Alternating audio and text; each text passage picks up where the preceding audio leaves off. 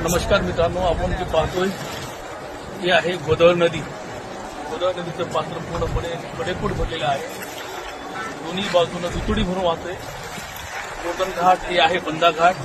पहा इथपर्यंत पाणी आलेलं आहे गोदावरीचं. राज्यामध्ये गेल्या 2 ते 3 दिवसापासून सतत मुसळधार पाऊस होत आहे, अतिवृष्टी होत आहे. त्यामुळे अनेक गावांना पुराचा फटका बसलेला आहे. त्यामध्ये नांदेड जिल्ह्यामध्ये सर्वात जास्त पाऊस झालेला आहे.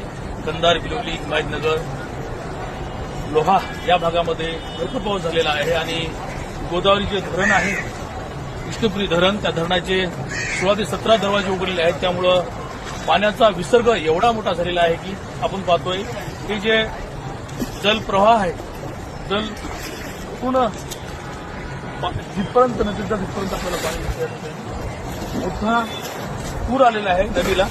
नदीकाठीचे जे काही वस्त्या आहेत, वस्त्यामध्ये पाणी शिरलेलं आहे.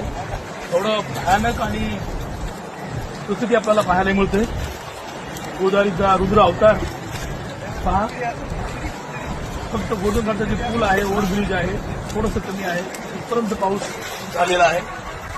पाहतो आपण दृश्य, खूप मोठा पाऊस. गोवर्धन घाट ब्रिजच्या अगदी जवळ आलेला आहे पाणी. पहा, भयानक दृश्य आहे. नांदेडमधील जे नदी तटीचे जे वस्त्या आहेत त्यांना सतर्क राहावे, जेणेकरून आपला जीव वाचेल याची दक्षता घेतली पाहिजे.